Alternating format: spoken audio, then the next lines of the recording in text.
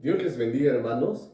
En esta ocasión vamos a hablar acerca del tema número 2 de la materia de hermenéutica y vamos a mencionar diferentes puntos que nos serán de grande ayuda al momento de interpretar el texto bíblico. Quiero hablar acerca de la introducción a las figuras del lenguaje. Sabemos que la Biblia es la palabra de Dios expresada en un lenguaje humano. Y este lenguaje humano tiene reglas para entender el texto de una manera correcta y saber lo que el escritor sagrado quiso decirle a su audiencia. Será muy importante conocer las figuras del lenguaje y dar una correcta interpretación al texto bíblico.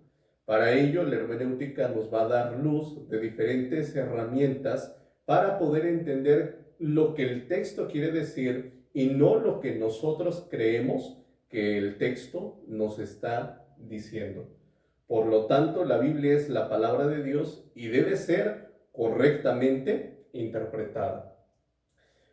Cuando hablamos de palabras en el texto, palabras que a veces resultan un poco difíciles de entender, debemos echar mano de algunos consejos para interpretar de una manera correcta esas palabras. Para obtener el sentido correcto de una palabra, es muy importante entender el significado dado por el propio autor. Cuando el propio autor nos está diciendo lo que significa una palabra, no hay más a dónde buscar o tratar de encontrar una interpretación más allá, porque el mismo autor ya nos está diciendo lo que el texto quiere decir. Por eso, el significado, cuando el mismo autor nos está diciendo lo que es, no hay más a donde buscar. Quizá hemos leído cuando la Biblia dice Emmanuel, que traducido es Dios con nosotros. En muchas ocasiones, el mismo autor explícita o implícitamente nos está diciendo el significado de alguna palabra.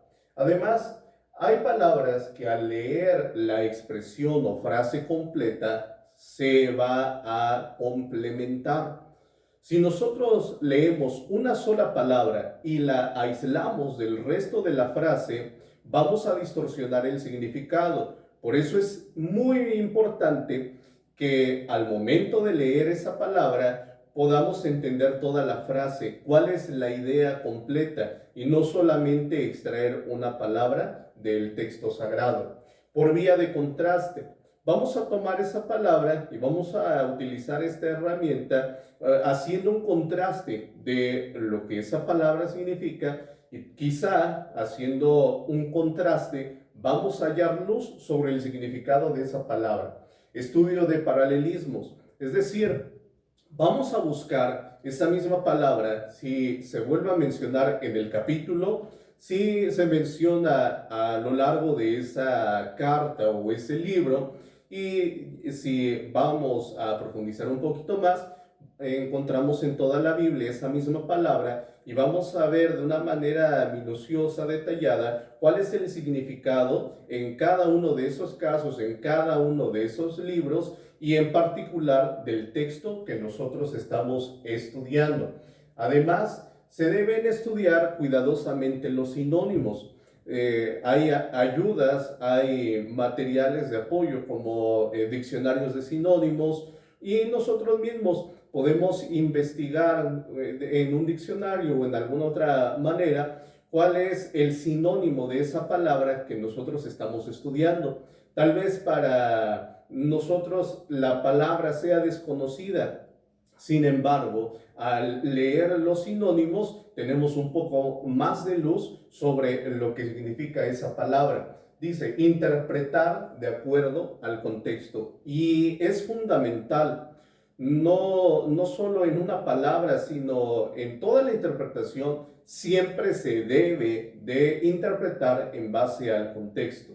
En muchas ocasiones, cuando una persona recién comienza a predicar, lo que hace es que está leyendo el texto y quizá no entiende una palabra y va rápido al diccionario, puede ir a la concordancia exhaustiva de Strong o puede ir a un diccionario etimológico y comienza a estudiar lo que significa esa palabra y está bien. El problema es cuando saca una interpretación e ignora todo lo que el demás texto nos está diciendo. ¿Por qué? Porque esa interpretación no estará correcta. Porque una misma palabra puede tener diferentes significados dependiendo el texto en el cual se encuentre. Si hablamos de la palabra fe, fe en la Biblia no siempre se refiere a la fe en Dios para salvación. Si hablamos de gracia como un favor inmerecido, no siempre se ocupa la palabra gracia bajo ese sentido, bajo esa idea. Por eso es muy importante a la hora de interpretar de acuerdo al contexto. Y también se nos menciona tomar en cuenta el marco cultural de costumbres imperantes en la época del texto. ¿Por qué? Porque una palabra con el paso del tiempo puede tener un significado distinto y eso lo encontramos aún con ciertas revisiones de la Reina Valera, que si leemos revisiones más atrasadas nos daremos cuenta que el texto para nosotros ya no tiene el mismo sentido, o hay palabras que quizá ni las podemos pronunciar porque son palabras que se han descontinuado ya, o aún en la actualidad, si nosotros vamos a diferentes lugares en el país, puede haber una palabra que nosotros tenemos una idea de lo que significa o la utilizamos de una manera y quizá en otro lugar es una expresión totalmente distinta. Por eso será muy importante conocer el marco cultural del momento en el que se dicen esas palabras. Ahora, vamos a entrar a los modismos o los hebraísmos. Para nosotros, en nuestra cultura, tenemos muchos mexicanismos, expresiones propias de nosotros. Un ejemplo, si le decimos a una persona, a un hermano, estuve platicando con fulano hasta la tarde y fíjate que no le cayó el 20 de lo que le dije. Y para nosotros cayó el 20, pues sabemos, ¿no? O sea, no entendió lo que yo le dije, no logró comprender lo que yo quería transmitir. Y hay otros lugares donde si ocupamos esa expresión, pues tal vez ni nos van a entender. ¿Por qué? Porque dependiendo del lugar, las costumbres, la forma de hablar de las personas, cada pueblo, cada lugar tiene sus expresiones propias. Lo mismo sucede en el caso de los hebreos. Hay hebraísmos, vamos a encontrar que hay diferentes modismos en la forma de hablar que se encuentran presentes en el texto bíblico. De no conocerlos, vamos a caer en la grave equivocación de malinterpretar el texto bíblico. Uno de esos modismos es el modismo de lo absoluto por lo relativo. Tal vez ustedes han escuchado a personas que han malinterpretado ese texto donde Jesús nos llama a aborrecer a padre o a madre. Y dice que aquel que no aborrece a padre o a madre, pues no es digno de ser un discípulo, un seguidor de Cristo. Hay quienes lo han tomado de una manera literal y conozco personas las cuales le han cortado totalmente la comunicación con su familia. No hablan con sus familiares no cristianos, no hablan con aquellos que no conocen de Jesús, que no comparten sus creencias, porque toman literal ese texto de Jesús. Y quiero decirles que ese es un modismo que se conoce como un modismo de lo absoluto por lo relativo. Jesús no nos está llamando a odiar a nuestra familia, no. Jesús lo que quiere enfatizar es que amar a la familia por encima de Cristo es un pecado. Por eso Jesús va a ocupar este modismo para enfatizarnos una gran verdad. ¿Cuál es la verdad? Que Jesús debe ser el primer lugar sobre todas las cosas. Así encontramos este modismo. Otro es modismo de lo relativo por lo absoluto. En la Biblia vamos a encontrar que Jesucristo ahora hablando de lo relativo por lo absoluto, un ejemplo de ello es cuando Jesús dice que no deben ellos de trabajar por el pan que perece. ¿Está diciendo Cristo que no trabajemos? ¿Está diciendo que hay que abandonar la empresa, la fábrica, nuestras labores para vivir en oración todo el día? No me está diciendo eso. Jesús lo que nos está enfatizando es la prioridad en las cosas espirituales, la prioridad en buscar a Dios, en tener una comunión con Dios. Y eso es lo que nos muestra este modismo de lo relativo por lo absoluto. Otro modismo es el modismo de filiación. ¿Qué quiere decir este modismo? En los evangelios vamos a encontrar que en más de una ocasión los judíos se jactan de ser hijos de Abraham. Y nosotros nos preguntamos, bueno, ¿y cómo es que ellos se llaman hijos de Abraham si aun cuando vienen de esa descendencia, pero Abraham pues no era su abuelo, ni su bisabuelo, no era su papá directamente? Entonces, ¿cómo es que ellos se atribuyen ese título de hijo de Abraham? Bueno, porque para ellos es común ocupar este modismo, conocido como un modismo de filiación. Otro modismo es el modismo de tiempo, y aquí lo vamos a encontrar en el caso de Jesucristo. Si hablamos de el tiempo que Jesús estuvo muerto, vamos a encontrarnos en una interpretación un poquito complicada, porque hay incluso personas que llegan a afirmar que Jesús murió el día jueves y no el día viernes, porque de otra manera no se hubiesen cumplido los 3 días que él está mencionando.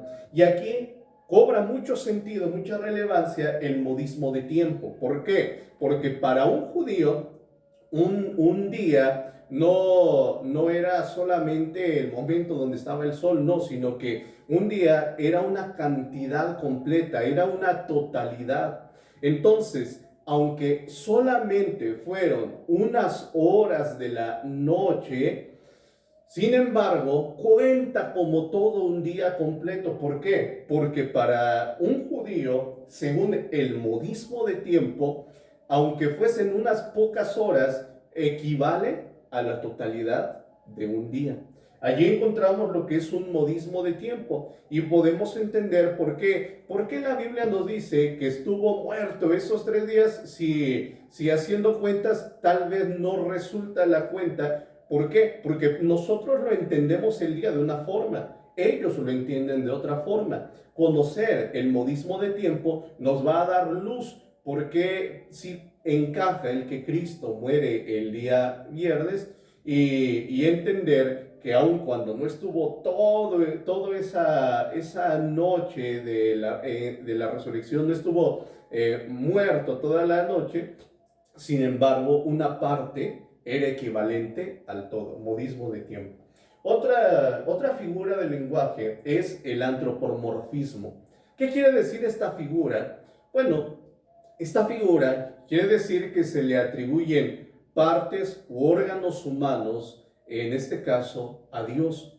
Sabemos que Dios es espíritu, y en muchas ocasiones al venir a la Biblia vamos a encontrar que se nos habla de los ojos de Jehová, la boca de Jehová, se nos habla de la mano de Jehová. Y bueno, podrá haber quien piense, ¿no?, que literalmente es que Dios tiene una mano gigante, enorme, pero al leer el resto de la Biblia nos daremos cuenta que Dios es espíritu. Entonces, si Dios es espíritu, ¿por qué la Biblia nos habla que el ojo, la mano, el pie, si Dios no tiene ojos, no tiene manos, no tiene pies? Cristo tiene un cuerpo humano, pero la Biblia no nos dice que el Padre tenga un cuerpo. Entonces, ¿por qué se le atribuyen esas partes del cuerpo a Dios? Porque es un antropomorfismo. Es decir, esta figura le atribuye partes humanas a Dios para nosotros poder entender de una manera más clara, detallada, nosotros poder asimilar la obra de Dios. Eso se conoce como un antropomorfismo. Otra figura muy interesante es la elipsis. ¿Qué quiere decir esta figura de la elipsis? Bueno, esta figura la vamos a encontrar presente a la hora de las traducciones. ¿Por qué? Abro un paréntesis.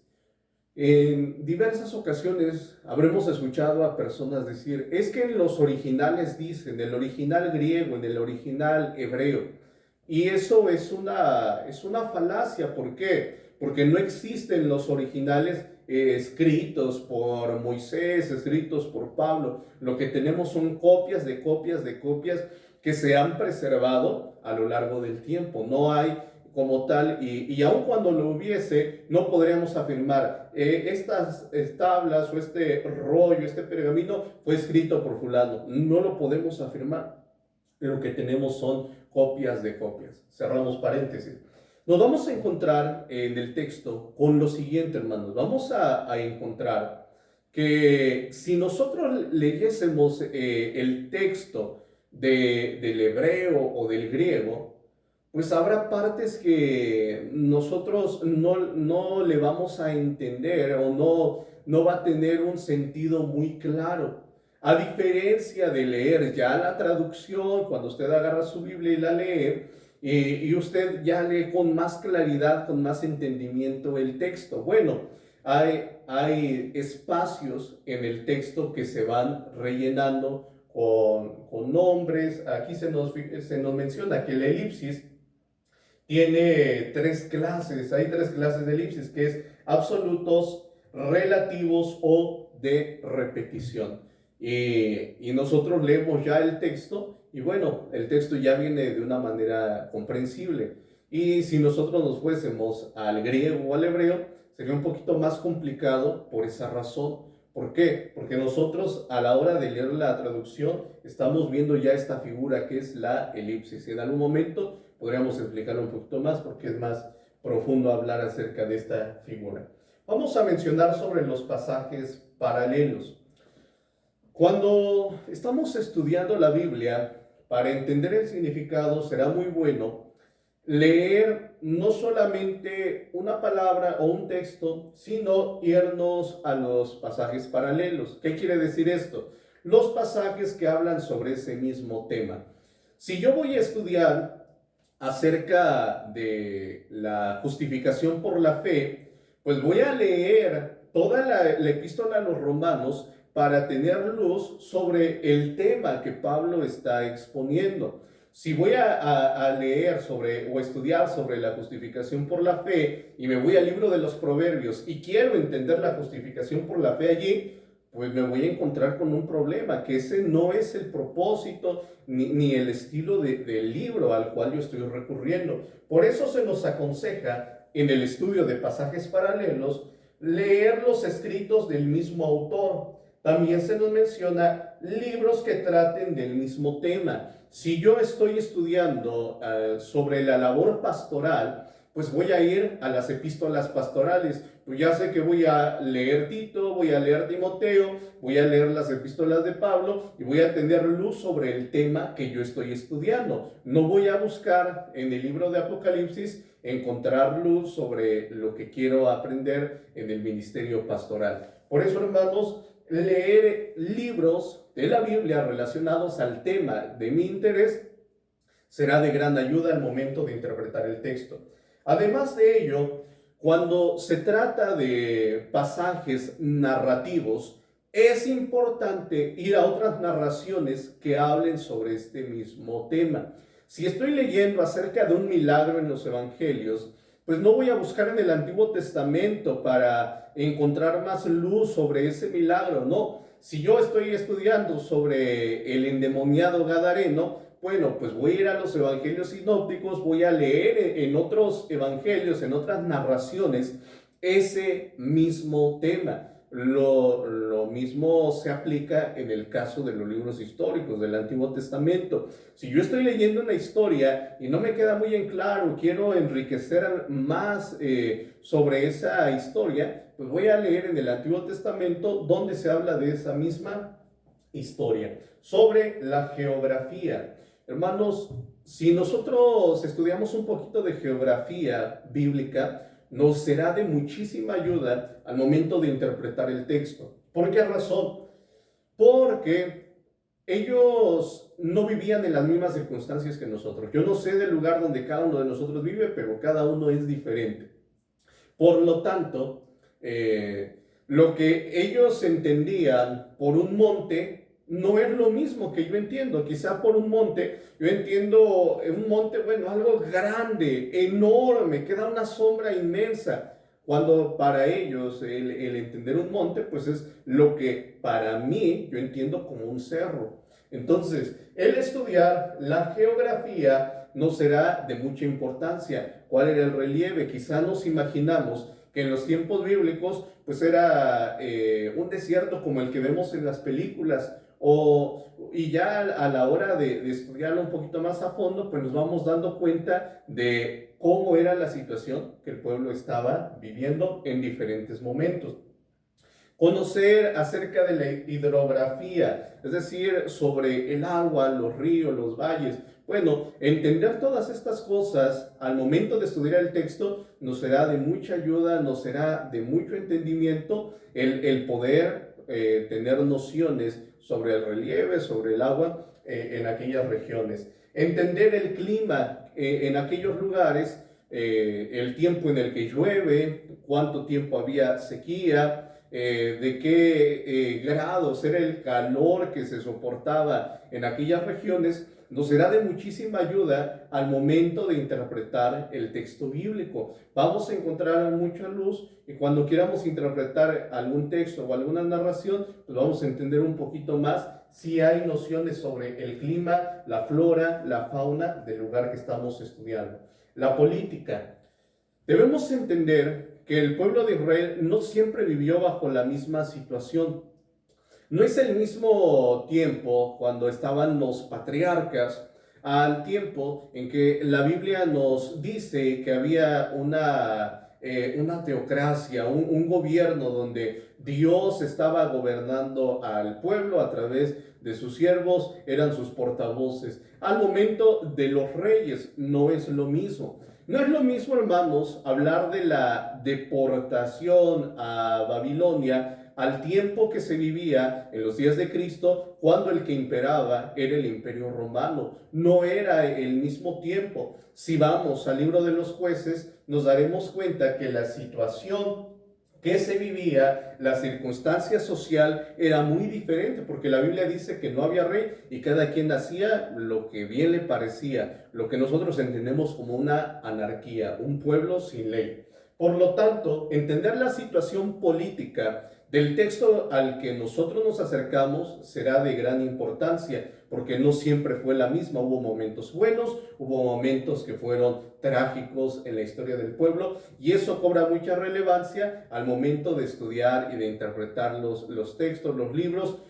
Vamos a entender mucho sobre ello. Y la religión. Si bien la religión que ellos sostuvieron fue el judaísmo, conocer la religión de los pueblos vecinos nos será de gran ayuda. En muchas ocasiones habremos escuchado de personas que tratan de manchar la imagen de Dios y dicen, si Dios es bueno, ¿por qué mandó a matar a ese pueblo? ¿Por qué dijo que se acabaran esas costumbres? ¿Por qué dijo que se acabaran esas tradiciones?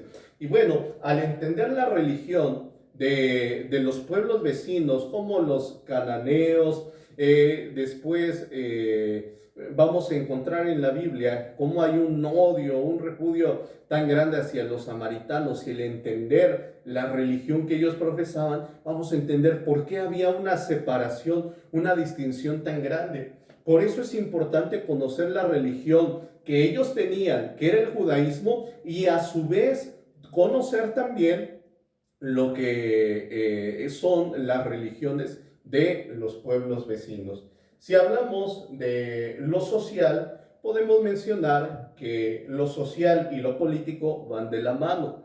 Dependiendo del momento político que se vivía en el pueblo de Israel, era la condición social y las responsabilidades que el pueblo tenía. No todos los imperios que oprimieron a Israel trabajaron de la misma manera. Hubo algunos que fueron de una mano muy dura como para sacar al pueblo, y hubo algunos otros los cuales, como los romanos, cobraban impuestos al pueblo. De modo que lo político y lo social van a ir muy de la mano y entenderlo nos va a dar luz al momento de interpretar el texto. Podemos hablar del aspecto cultural. Conocer los usos y costumbres, la cultura del pueblo de Israel será de mucha, pero mucha ayuda al intérprete bíblico.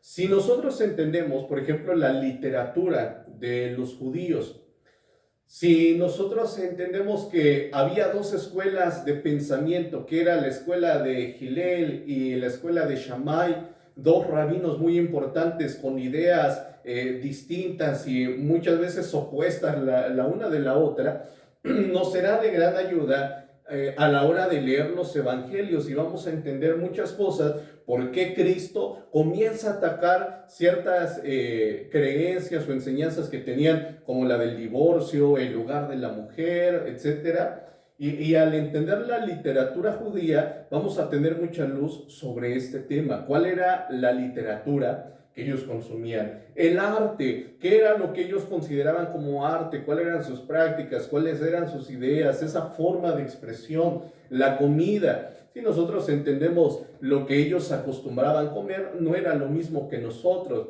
¿Cuál era la forma de comer de un pastor, de alguien que tenía dinero, de un rey? Van a cambiar en gran medida la forma de comer de cada uno de ellos, las costumbres, las prácticas que ellos van a tener al momento de comer, la industria artesanal, la arquitectura. Si nosotros vemos en los evangelios cuando Cristo habla sobre la tribulación, sobre el juicio sobre los judíos, vamos a encontrar que la Biblia dice que en ese momento a los que les llegue el día del juicio, hablando de los judíos, dice que los que estén en las azoteas que no desciendan, sino que huyan. Y nosotros leemos el texto y decimos, bueno, si a mí me persiguen y yo estoy en el techo, pues me van a alcanzar, mejor me bajo y me pongo a correr. Y decimos, ¿por qué el texto está diciendo eso? Entender que las casas en aquellos días eran pegadas una de la otra, teniendo un acceso al techo. Incluso, abro paréntesis, vemos cómo acostumbraban en los tiempos calurosos salir a dormir en las azoteas, pues nos va a dar mucha luz. Cerramos paréntesis. Vamos a entender por qué Cristo les está diciendo que si están en la azotea no desciendan. ¿Por qué? Porque podían brincarse al techo del vecino y así sucesivamente y escapar. Algo que nosotros no leemos y no tiene sentido para nosotros, porque no es la misma arquitectura. Los instrumentos musicales no son los mismos.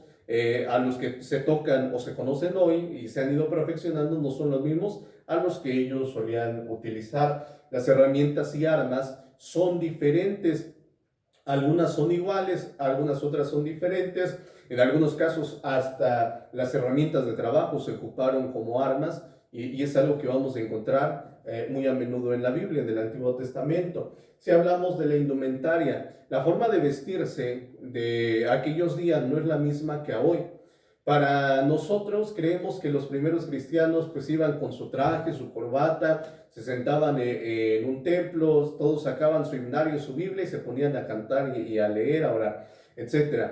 Pero hermanos, no es de esa forma. Entender la indumentaria de aquellos días, cómo era la indumentaria de un pastor, de una doncella, de un casamiento, etc., vamos a encontrar que hay muchas diferencias y nosotros debemos de saber distinguir en la Biblia lo que es cultura y lo que es un mandamiento.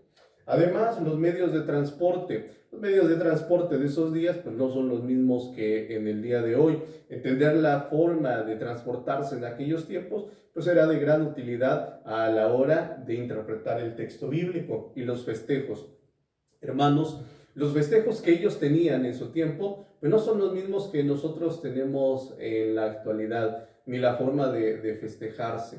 Si nosotros queremos ser muy exagerado ya al punto de, no, es que el texto dice que lo hagamos así y así y así, bueno, nos vamos a encontrar que la forma de realizar una boda de ellos a la forma en la que estamos acostumbrados hoy en día, pues es totalmente distinta. Las fiestas judías que ellos tenían, pues nosotros, la iglesia evangélica, pues la gran mayoría no tiene la costumbre de festejarlas.